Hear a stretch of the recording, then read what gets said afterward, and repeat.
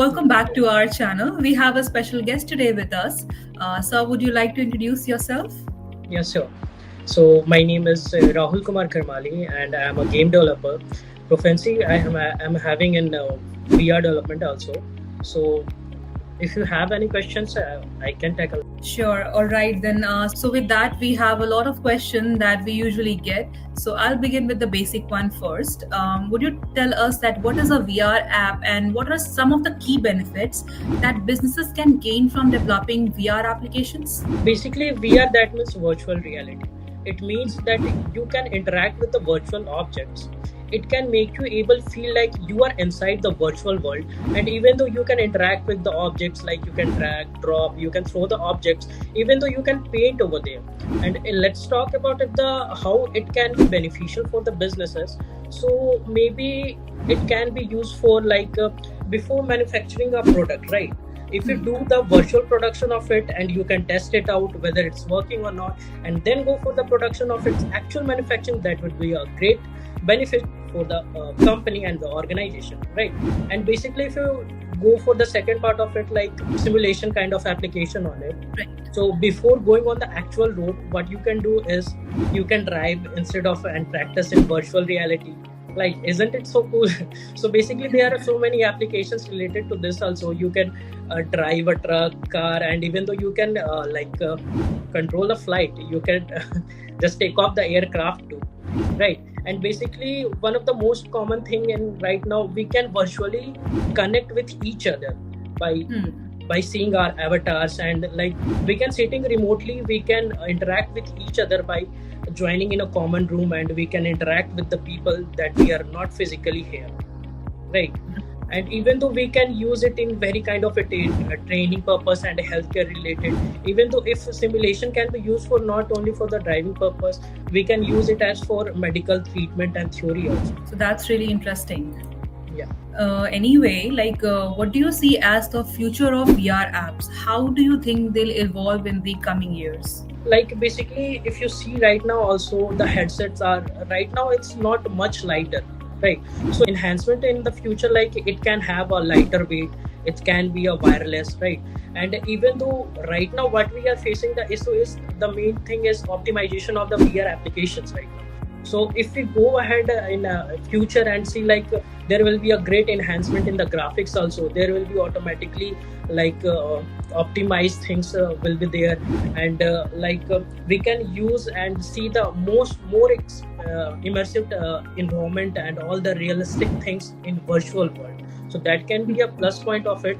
And if you talk like it will be easier for us to use it, like right now we having the completely wired connected to each other, like we having the remote which is connected to the wire also, and headset is also connected with the wire. But in future we can see there will be a wireless headset, and maybe the cost will be reduced, and so that it can be affordable by the any member.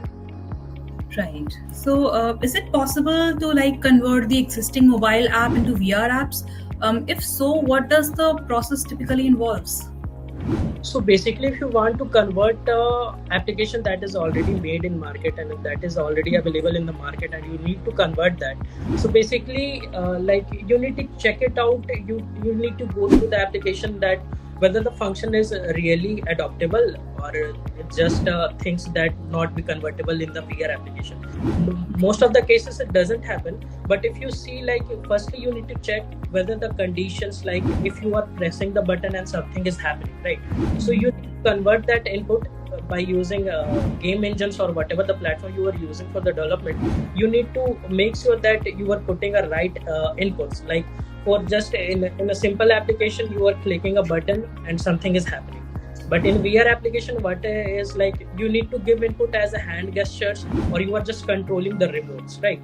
So basically, we need to convert all the functions to new gestures inputs or a remote control inputs, and then only we can proceed for the further development. And before that, we need to decide what exact platform we are making that application for, like for which headset, whether it's Oculus or it's HTT. What's the name? I'm just forgetting it. But we need to identify whether the specific application is going to build for, right? And after Right. that, we need to decide what engines we should proceed to develop for these kind of applications.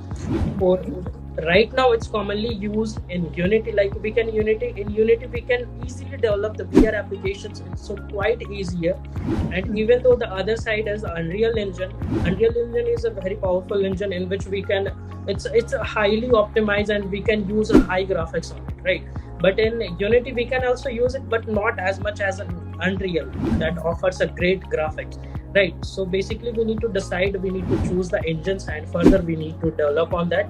And later on we also need to decide what kind of user experience we will going to get, and how the 3D assets are going to be rendered with which kind of API. Like there are two kind of API that those are low I mean to say low poly render APIs.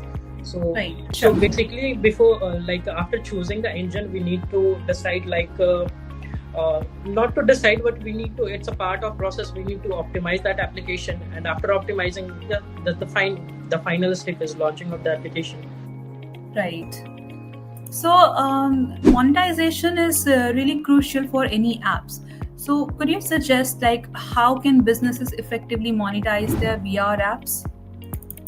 So basically usually you see in your applications or in any games, you see there are 2 or 3 different types of pattern that they are using, right? So basically the first and common method is ad monetization, right? If they are using ads on their application, it would be easier for them to earn money, right? If the user click it, then they got some I don't know what's the calculation is exactly, but I know there will be a method that is known as by using AdSense they can monetize their applications. And the second method is like in-app purchasing, right? Like what happened in in-app purchasing is, if you just suppose you just start playing a game, right? You go just beautifully cross the 5 levels, and then suddenly stop and a pop-up will become, and he will ask you about that you need to pay this much amount of money, and then only you can able to proceed for the further. So that is known as in-app purchasing. In another example, what you can see, like if you having a weapon that is old enough, that is just for killing those enemies you need to upgrade it, right? And you don't have that much coin, like the score or the gems, you don't have that much. So what you can have it, like you can buy the gems and then you can upgrade your weapon, right? So it is known as in-app purchasing. And after this what comes is like a kind of subscription model, right?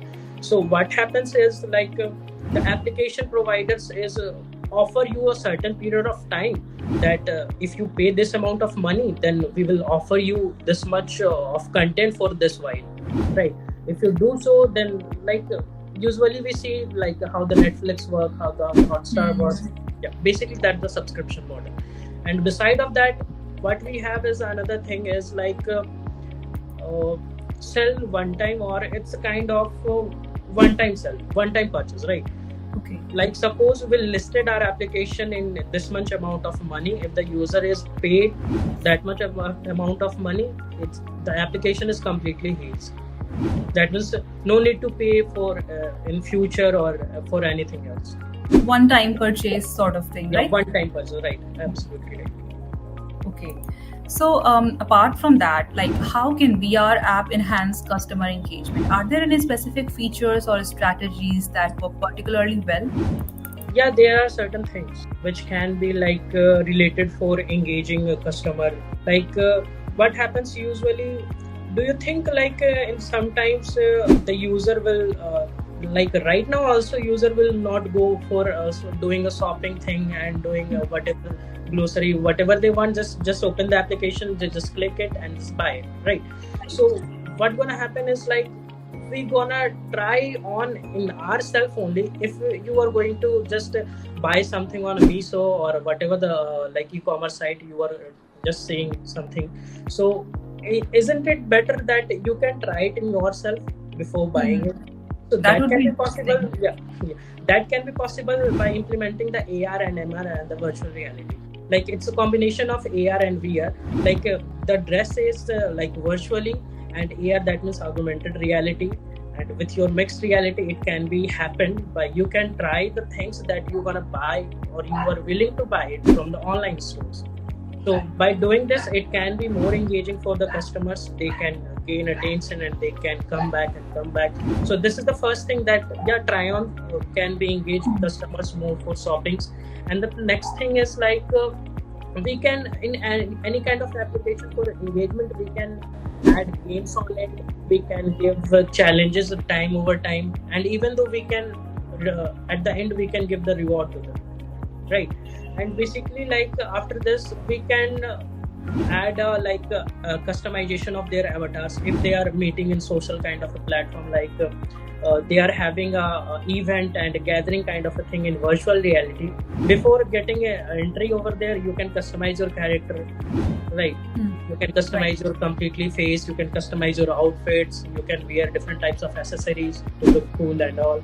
So yeah, customization part be more important in just engaging the user to be more on the platform. So and I think that's the main thing. And one thing is lefting, I guess, real-time interactions. If we are going on an event or some concert and the real-time interaction will be there, that would be more fun and engaging.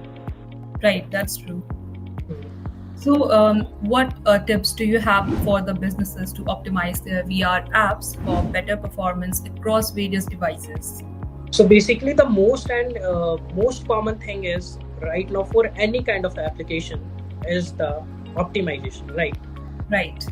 In most of the cases, what happens if I usually make a game or whatever the project I'm working on, so basically the main problem is comes with the optimization. And the optimization is caused most of the time because of the high graphics that we are using in our games or applications. So the first thing is like we need to balance them, not to look so bad, not to have a great quality and increase the size of like game or just so we need to like optimize the firstly graphics. We make sure that we are using a medium kind of resolution of textures. So after optimization of the graphics and the texture that we are using in our game or application, the second step we need to verify that yes, it is working smoothly in every devices that we are going to make that. Right, if you are making for the Android platform, we must need for not all kind of Android devices, but at least of 5 or 10 devices, we're gonna must test it. If it works smoothly, then it's definitely going to be okay. And the next step we make sure is that the asset that we are using in the game or application, like the audio file and the video file and the 3D files, must be compressed. Right. Okay. If those all are compressed, then it's definitely going to be the best thing. Okay. Right. And the last thing is definitely not to forget is to write neat and clean and efficient code so that it cannot load to the power of processor, right? In simple words, I can say like to prevent the load to the processor, we must write neat and clean code, efficient. Okay, that's wonderful. I mean, really, points to keep in mind. So apart from these things, what are some major challenges that businesses faces when developing their own VR applications? Usually, if I think about developing my own application, is then obviously the question is, do I have a high configured system or a computer? If yes, then I go for the next step. That I have that headset for VRs that comes so costly. If I don't, what's the use of making that application? So definitely the equipment, the efficient, the cost, the main thing is the cost. If you're having the budget, you can buy the equipment and the machines, right? The first thing. And the second thing, if you have the budget, then you absolutely, if you having an amazing idea, you need a great experience team, right? If you are going to hire a great experience team, then it will take a higher, budget. Cost, right? Yeah, right. So then only after investing to the higher experience team also, then usually it takes too much time to make a complete 3D assets. And if you are going to make completely in-house, definitely it's going to take lots of time, right? If you are simply making a simple asset, then only like for the 3D artist, it can be maybe for 1 week to 4 weeks for making a humanoid character, right? And if you are talking about the complete virtual reality, that means it can have a complete looking houses, trees, all kind of grass for foreground, background, skies, textures, everything that you're gonna see on that world is have to be made inside, right? Right. Right. So it's gonna take too much time, and I can't tell you the exact amount of how much it can be. Like it depends upon the complexity of the application. If you are just making just for fun, you there will be a player, you can explore the virtual world. That can be so easy, right? Mhm. Even though you can make it if you want to make it, just go through the documentation and just asking with the AIs, and you can, yes, you can make it. And if you want to have a complete metaverse kind of a thing in your virtual reality, that can cost a huge. Like if you can't do it alone, you have a great team. You must have, and definitely you have to have the budget. Right. So many listeners might be curious about the cost aspect. Could you give us an idea about how much it generally costs to develop a VR app? I mean, you can also list the factors that affects the cost here. So basically, it does obviously matter the costing of that project, right? So basically, it's the major factor that if you have the much budget, you can go for the wide application. And if you don't, if you have an idea, just you can't make it. That's the fact. If you have the budget, you can go through that, and if you don't, nothing can be happen. So that's the first point. And the second point is like it depends that what the application is going to be used for, and the complexity is it depends upon what actually the use of that particular application, right? So it depends upon the complexity of that application too, right? And the third thing is what the content actually you are going to put on that.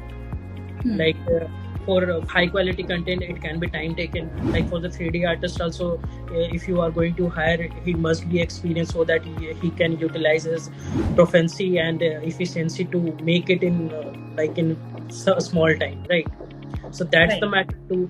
And even after, we obviously need to take care of that, the hardware and the capability of that particular hardware. Right. So basically, the capability of the equipments that will be required, and the time that will be that team will take will affect the cost. Yeah, obviously. And definitely for the sure that the first point is obviously the measure. If you have the budget, you can go with your idea, and if you don't, you can't.